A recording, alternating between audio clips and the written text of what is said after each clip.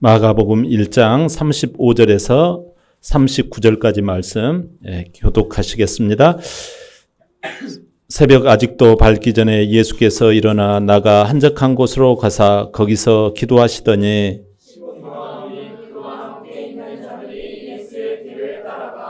만나서 이르되 모든 사람이 주를 찾나이다.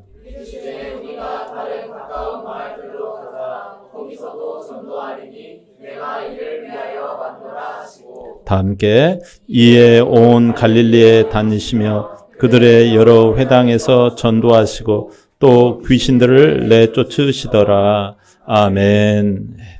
오늘 우리에게 주시는 하나님의 말씀 같이 우리 봉독하도록 하겠습니다. 다 같이 시작. 우리의 기대. 지난주에 저는 저희 가정 김장을 했어요. 이제 뭐 많이 하시는 것 같더라고요. 지난주에. 그래서 이제 11월 마지막 주 또 12월 첫째 주 이렇게 김장을 많이 하는데 아내가 시킨 대로 저는 그냥 했어요. 마늘 찌으라 해가지고 찌으려고 보니까 밑에 층에 또 소음이 될까 봐서 그걸 안고 찌기가 참 힘들더라고요. 너무 힘들어서 조금 아래층에는 좀 죄송하지만 쿵쿵 소리가 날 수밖에 없게끔 그냥 마지막에는 그렇게 했어요. 죄송하기는 해요. 또 마늘을 그렇게 애쓰게 또 찌고 또 뭐를 했죠? 거기 고춧가루를 거기 또 배추 위에다가 같이 또 이렇게 양념 소스를 만드는 거. 또 그리고 또 그 채 썰어가지고 같이 버무리고 이렇게 했어요. 그걸 또 이제 배추 속에다가 켜켜이 이제 또 넣게끔 도와드리고 또 이제 이것들을 이렇게 이제 시다발이라고 그러죠. 심부름을 하다 보니까 상당히 이렇게 허리가 아프고 조금 무릎이 관절이 막 쥐가 오고 막 그러더라고요. 그래서 이것도 쉽지는 않구나. 참 여성들이 참 고생을 한다 이런 생각도 해보곤 했어요. 그러나 다 마치고 이렇게 통에 딱 담고 보니까 얼마나 이렇게 좋던지요. 많은 양은 아니었지만 이렇게 마치고 통을 들고 이렇게 차곡차곡 쌓아놓으니까 마음이 든든해지는 거예요. 내년 이제 또 맛있게 여름에 먹을 그 김치를 생각하니까 막 기대감이 부풀러 오르는 거예요. 여러분, 우리는 늘상 기대감에 젖어 살잖아요. 여러분, 어떤 것을 기대하시나요? 우리는 내가 생각하는 일보다도 더 훨씬 잘했다 이런 소리를 우리는 듣기를 기대하며 살아가요. 뭔 일을 잘 마무리했다 이런 어떤 보람을 성취하는 어떤 보람이 있는, 일이 없어서가 아니라 일을 나에게 맡겨준 일을 잘 감당하는 것. 일이 없어서 보람을 느끼시지는 않지요. 저는 이렇게 그 일을 통해서 열심히 하면서 배우는 그 재미가 있어요. 사실상 직장에 다니면서 어떤 분들은 일을 안 하려고 일을 이렇게 하시는 분들이 없잖아 있더라고요. 일을 통해서 어려움이 있지만 또 배우면서 그걸 성취해 나갈 때 그걸 노트에 적고 또 내가 약간 부끄럽지만 다시 한번 말씀해 주시겠어요, 선배님? 하면서 적어서 그것을 다시 머릿속에서 굴려보고 또 실수가 있더라도 꾸중을 듣더라도 그것을 통해서 내가 해냈다. 저쪽 업체, 수입업체하고 이렇게 잘 무역적인 업무를 마치고 나면은요, 이 자랑을 막 아내한테도 하고 싶고요. 우리 자녀들한테도 아빠가 이런 사람이야, 무역 일꾼이야, 막 이런 참 성취감이 와요. 우리가 연휴가 이렇게 생기면 어떤 기대감을 갖나요? 야, 우리 가족 한번 휴가를 한번 가볼까? 하는 기대감을 갖잖아요. 그리고 또 방학이 될 때 어떤 생각을 하나요? 어떤 기대감을 갖나요? 야, 이번 기회에 우리가 해외여행 한번 해볼까? 하는 기대감을 갖고는 해요. 또 새해가 되어지면 어떤 기대감을 가져요? 아, 새해에는 연봉이 인상되겠지. 아, 새해에는 정말 내가 이 도전하는 이 과목에서 시험이 합격될 거야. 그리고 운동이나 어떤 그 자격이 있으면 내가 뭐 금메달 1등을 한번 해봐야지. 그리고 라이센스를 따봐야지. 이런 기대감을 갖고 우리는 살아갑니다. 근데 되게 또 어떤 분들은 보면 야, 이것도 저것도 다 귀찮다 말이지. 뭘 기대를 하고 그래. 인생이라는 것이 그냥 한 번이야. 그냥. 이렇게 뭐 기대감을 갖고 살아가냐. 괜히 희망 고문하다가 마음이 더 속상할 때가 있어. 이렇게 생각하면서 살아가는 인생들, 약간 그런 사람들 보면 냉소적이지요. 이 냉소적인 것, 그래서는 안 되겠지요. 인생이 여러분 어떤 기대감 없이 보람 없이 살아간다면 그건 아니잖아요. 여러분 인생이라고 하는 것이 냉소적으로 살면 안 돼요. 여러분이 그렇다는 게 아니라 한국 사회에 지금 냉소적인 그런 것들이 많이 너무 힘들다 보니까 이런 분위기가 없지 않아 있어요. 물가는 오르지 말이지. 뭐 이렇게 마땅한 일은 또 안 생기지 말이지. 이해합니다. 그러나 인생이 뭐예요? 삶이 뭐예요? 삶이라는 게 생명 아닙니까? 살아있다라는 게 뭐예요? 그게 기대감을 가지고 살아가는 거 아닙니까? 여러분 기대감을 갖고 살아가시기를 바랍니다. 여러분 우리가 이 기대감이 있으면요 반드시 마음이 같이 이렇게 연결이 되어져요. 우리는 하나님을 믿잖아요. 이게 여러분 세상이 갖지 아니하는 우리의 아주 귀한 이게 도구예요. 여러분 도구 하나를 잘 쓰면요 대박 치는 거 아세요? 여러분 우리에게 기대감이 있으면 이것을 연결해내고 이것을 끄집어낼 수 있는 게 바로 기도라는 거예요. 여러분 기대감이 있는 사람은 기도를 해요. 근데 냉소적인 사람은 기도를 안 하는 경향이 있어요. 여러분 기도하게 되어지면 그 다음에는 어떻게 되는 거 아니? 기도를 한참 하다 보면요 그 마음이 하나님께서 성령님을 충만히 부어주셔서 성령님이 일하시기 시작해요. 부풀어 올라요. 마치 그 빵 있잖아요. 우리 예전에 그 엄마가 그 밀가루에다가 뭐 그냥 그 누룩을 넣으면 이렇게 부풀어 오르듯이 부풀어 올라요. 기도를 하면 뭐가 부풀어 올라요? 기회를 잡아야 쓰겠다. 한번 오기만 와봐라. 한번 기회만 와봐라. 그러면 내가 기회에 내가 도전해서 기어코 내가 만들어내리라. 한번 까짓 거 한번 해보자. 이렇게 기회를 노리게 되어진다라는 거예요. 기회를 잡게 되어진다라는 거예요. 기회를 잡으면 여러분 어떤 일이 벌어져요? 기적이 일어나는 줄 믿습니다. 놀라운 기적을 주셔요. 그래서 여러분 무릎을 탁 치고 손은벽을 딱 치면서 야 인생은 살만한 것이다. 야 정말 이 기대감이 정말 중요한 것이다. 이렇게 여기게 되어지고 삶의 기쁨과 소망이 넘쳐나는 거예요. 여러분 우리가 2024년 이제 한 달 남았잖아요. 우리가 간절히 원하는 그 기대를 품고 있는 게 뭔가요? 이제 다음 주에 있을 오이코스 캠페인 그 영혼 초청 잔치예요. 여러분 오늘 이 주님의 기대를 통해서 우리의 기대가 새로워지기를 바랍니다. 오늘 하나님의 말씀은 예수님이 복음 전하기 시작하자마자 예수님을 막 하고 적극 지지했던 사람이 있었어요. 그 사람의 이름은 세례 요한이에요. 그 세례 요한은요 심지어 예수님을요 너무 사랑하고 너무 예수님 앞에 어쩔 줄 몰라요. 그 예수님을 잔뜩 기대해요. 그 예수님께 심지어요 세례까지 이렇게 베푸셨어요. 예수님이 베풀어라 그러니까 그러니까 예수님이 이 이제 초창기 복음 사역을 전하시면서 이렇게 세례 요한이 막 예수님을 향한 기대감을 가지고 있었는데, 그리고 세례 요한이 굉장한 영향력이 있었걸랑요.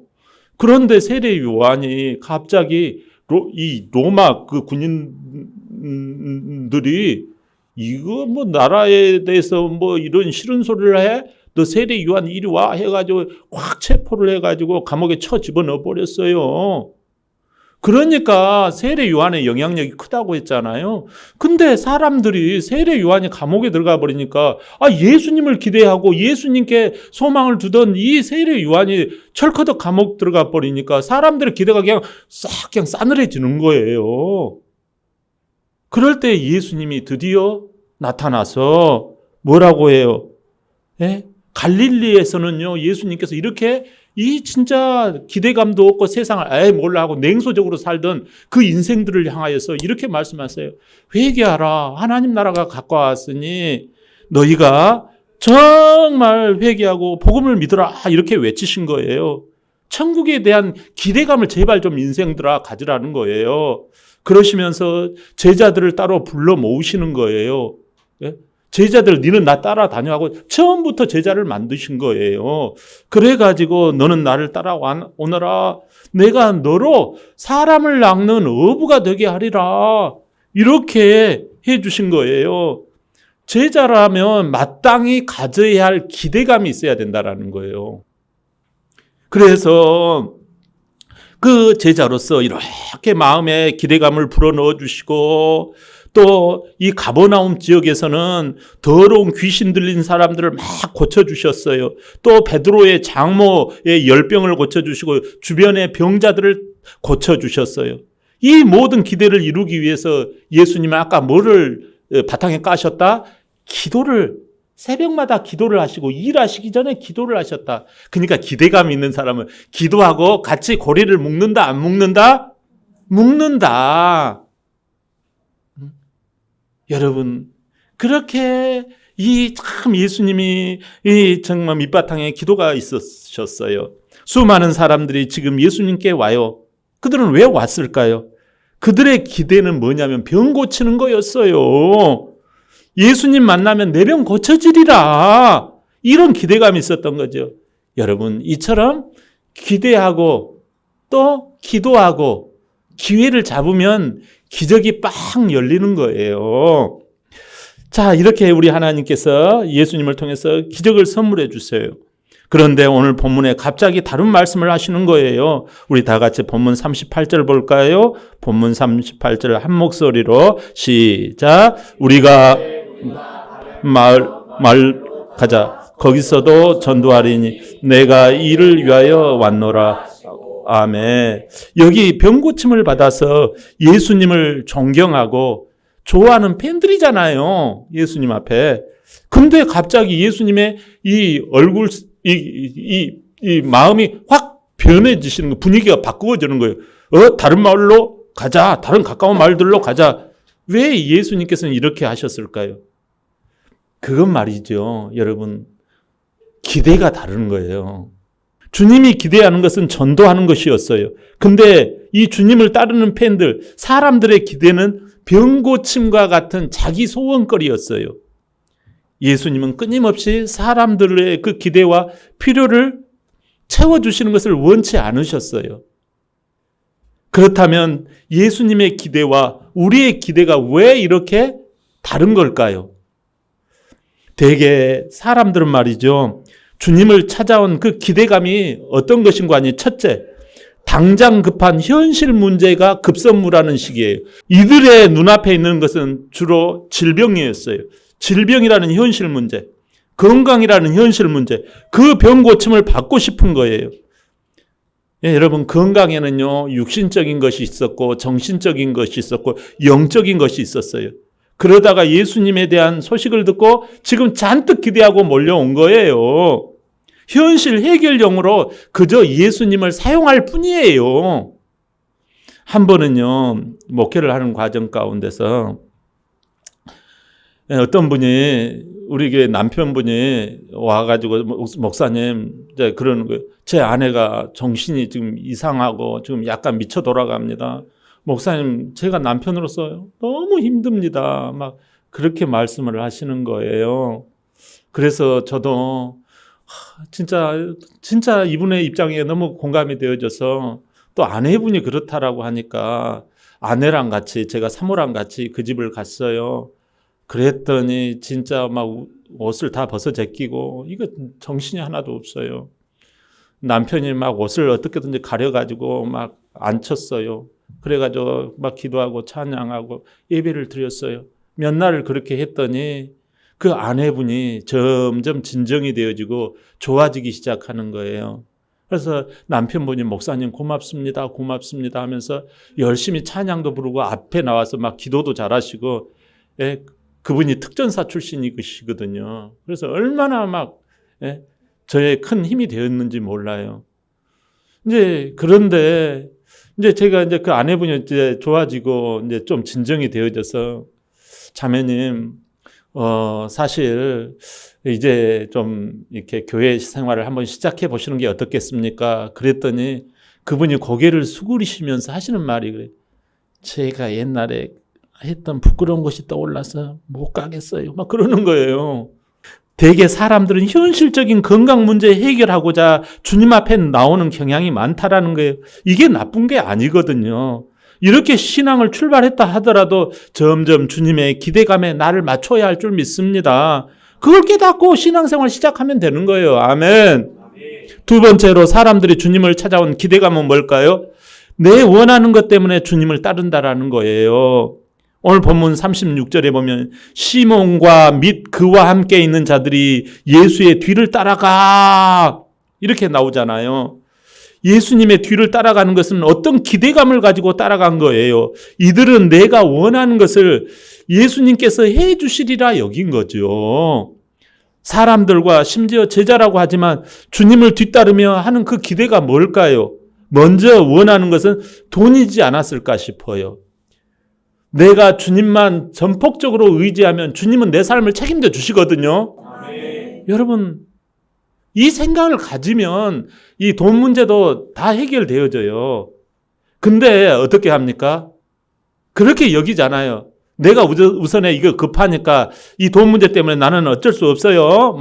내가 좀 돈 좀 여유가 있고 그러면 그 다음부터 내가 주일도 안 빠지고 이렇게 할 겁니다. 이렇게 나가는 것이지요. 일단 저에게 돈을 주세요. 제가 11조를 하나하나 한번 보세요. 여러분, 이렇게 나가는 거예요. 세상 사람들은. 세상은 온통 돈을 벌기 위해서 돈 때문에 죽고 살아요. 예수님은 뭐라고 그러셨어요? 뭐라고 하셨어요, 예수님은?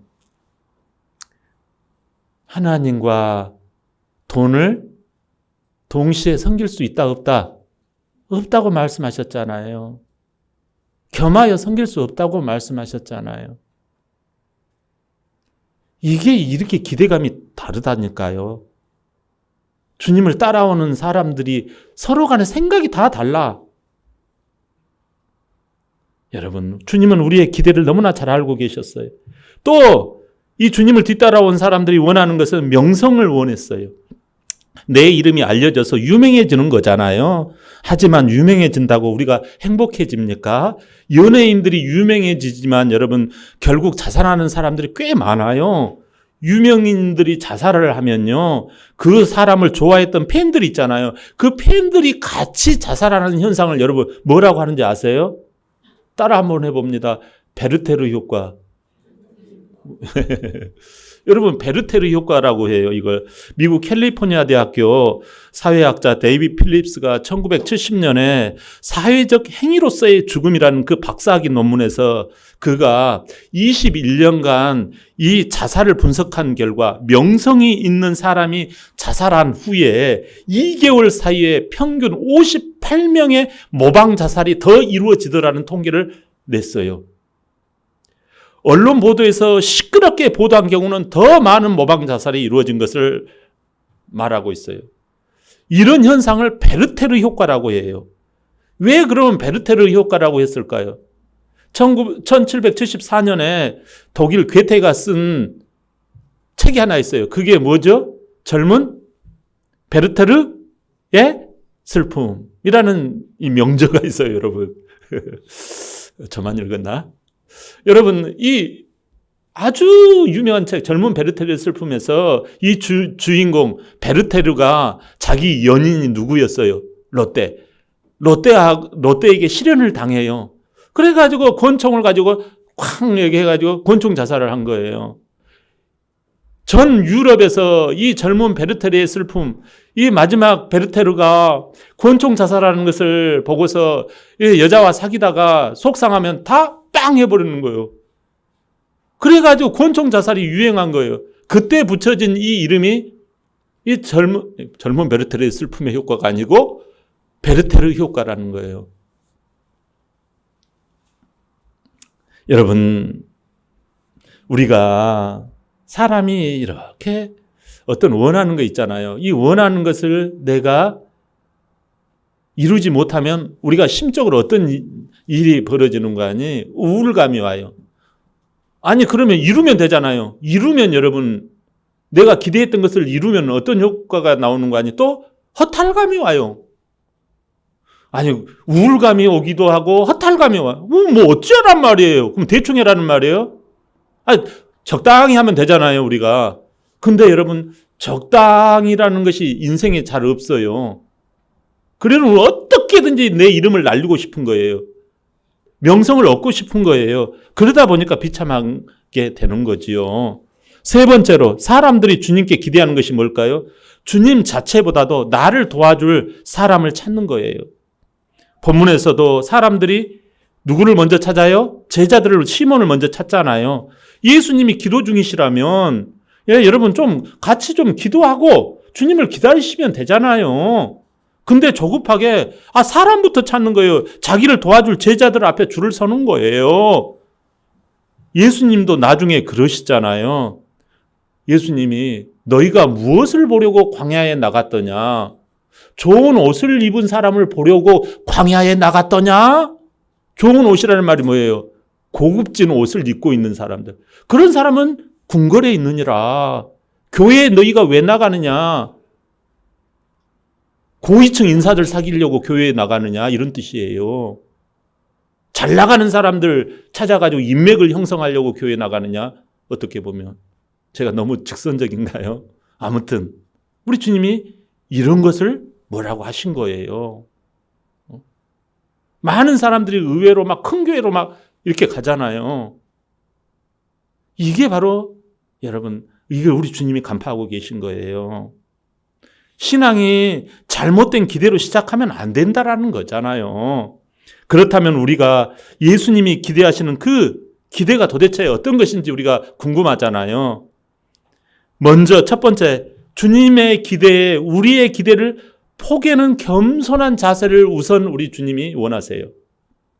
다 같이 볼까요? 본문 36절, 37절 시작. 시몬과 및 그와 함께 있는 자들이 예수의 뒤를 따라가 만나서 이르되 모든 사람이 주를 찾나이다. 아멘. 사람들이 예수님을 찾아온 목적이 뭐예요? 병고침이었어요. 그저 사람들은 내 필요만 채워주세요 라는 거예요. 근데 주님의 목적이 뭡니까? 여기서 주님은 이 목적을 이루시고자 기도하고 계셨잖아요. 내가 주님의 목적을 잘 모르면 물어봐야 돼요. 주님, 정말 나를 향한 주님의 목적이 뭐고, 하나님, 우리 가정을 향한 주님의 목적이 무엇입니까? 하나님, 이러한 상황에서 내가 주님의 목적을 어떻게 이루어가기를 원하십니까? 오늘을 향한 나에게 향한 주님의 목적이 무엇인지 하나님이여 도와주시옵소서 라고 물으면 우리 주님은 가르쳐 주세요. 근데 묻지 않으니까, 기도조차 안 하니까 오히려 주님의 기도를 방해한 셈이 되는 거잖아요. 여러분, 주님의 기대를 먼저 알고 그 기대에 나의 기대를 포기할 수 있기를 바랍니다. 찬양 가사 중에 제가 찬양은 잘 못 부르니까 가사만 불러드릴게요.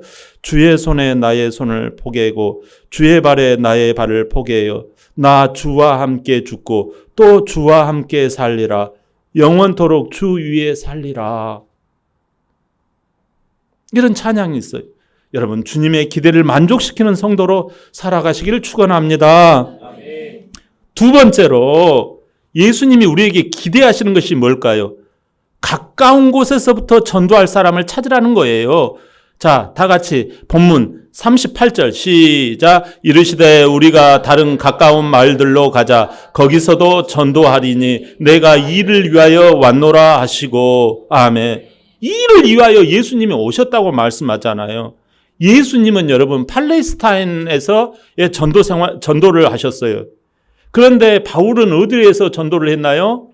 소아시아와 유럽에 가서 선교를 했어요. 도마는 어디에 가서, 예수님의 제자 도마는 어디에 가서 전도를 했어요? 인도에 가가지고 선교를 했던 거예요. 여러분, 무엇을 말해요? 가장 가까운 곳에서부터 작정한 전도 대상자 ABC를 진행했다라는 말씀이에요, 하나님은. 여러분, 나에게 A가 있잖아요. 가장 가까운. 그 다음에 B가 있잖아요. C로 나가는 거예요. C까지 가는 거예요. C까지. 오늘 말씀에 우리가 다른 가까운 마을들로 가자. 거기서도 전도하리니. 아멘. 그러려면 두 가지가 필요해요. 먼저 가까운 마을들로 가야 해요. 그 다음에 전하는 거예요. 우리 가까운 곳에 누가 있습니까? 알만한 사람이 있어요. 옥스퍼드대 영국의 로빈 덤바 교수는 하나의 법칙을 발견했어요. 사람들이 알고 지내는 숫자가 한 150명이 넘으면 관리가 안 되더라는 것을 발견했어요. 인간의 뇌가 사회적 관계를 맺고 유지하는데 적절한 이 관계망이 150명 정도가 알맞더라는 거예요. 그래서 조사를 해봤더니 가장 친한 그룹, 가족에서부터 해가지고 가장 친한 그룹이 한 5명이 되더라는 거예요. 그 다음에 좋은 친구, 중요하게 나를 지지해주는 사람이 한 15명 정도 되더라는 거예요. 사람을 일반적으로 조사해봤더니. 그리고 친구 숫자나 생일 같은, 친구나 또 중요한 어떤 동기로 인해서 이렇게 나를 알고 있는 사람. 이런 사람들의 숫자가 한 50명 되더라는 거예요. 그리고 일반적인, 이름을 알고 있어, 얼굴을 알고 있어. 이 정도 사람이 한 150명 되더라는 거예요. 여러분, 하나님께서 사람의 뇌를 만드실 때 이런 그 정보, 이런 정도의 그 관계망, 이 관계망을 우리 가운데 만들어 주셔서 지금 예수님은 가장 가까운 이 마을, 5명, 15명, 이 사이, 이 오이코스, 가까운 이 오이코스로 지금 전진하고 계시는 거예요. 여러분, 나는 우리 가족밖에 없다. 거기에 머물리지 않았다라니까요. 이 오이코스 나에게 8명 내지 15명이 있다라는 거잖아요. 이 사람들에게 직접 가라고 하셨어요. 바쁘다라는 것은 나의 관심이, 나의 기대감이 하나님과 멀리 떨어져 있다라는 거예요. 전도 작정자 ABC를 찾아가 사귀고 섬기는 일이에요. 예수님은 전도하실 때 뭐라고 하셨어요? 회개하라, 천국이 가까웠다, 이렇게 말씀하셨어요. 이 말을 쉽게 전하면 무슨 말씀이에요? 예수님 믿고 천국 가세요, 이런 뜻이에요. 이게 예수님의 주 목적이에요. 그토록 기대하시는 거예요, 이게. 모든 병과 모든 약한 것을 고치는 일은 부차적이고 변두리예요. 근데 교회에서 막 내 병 고쳐주세요, 막 내 돈 많이 벌게 해주세요. 그 부차적인 걸 가지고 자꾸 막 하는 거예요. 그러면 목사님 돈도 필요 없고 그러면 집도 필요 없고 그러면 우리 알아서 하라는 거예요? 먼저 그의 나라와 의를 구하면 그건 따라온다라는 거예요. 우리는 주님의 뒤를 따라가는 사람이잖아요. 왜냐하면 크리스찬이니까요. 성도니까요. 제자들이니까요. 주님의 명령에는 여러 가지가 있어요. 크리스찬이 감당해야 될 여러 가지가 있지요. 근데 주님이 가장 크리스찬인 우리에게 가장 강력하게 침을 튀기다시피 하시면서 강조하시는 게 뭐예요? 너희는 가서 모든 족속으로 제자를 삼고 내가 아버지와 아들과 성령의 이름으로 세례를 베풀고 내가 너희에게 분부한 모든 것을 가르쳐 지키게 할지어다. 이거 아닙니까? 그것 때문에 교회가 여러분 서로 헌금을 내고 이렇게 예배를 드리는 거예요. 예배 자체를 위해서 하는 게 아니란 말이에요. 여러분, 이게 우리 오이코스 캠페인이에요. 우리의 기대는 지금 무엇입니까? 기대는 여러분 총으로 겨누는 것 같아요. 영혼의 관역을 향해 기대하고 기도하며 기회를 만들 때 놀라운 기적으로 열매 맺을 줄 믿습니다. 여러분, 하나님께서 이러한 기대, 하나님의 기대를 가지고 나가는 자에게 하나님께서 한 주간 귀한 열매 맺히길 주의 이름으로 축원합니다. 아멘.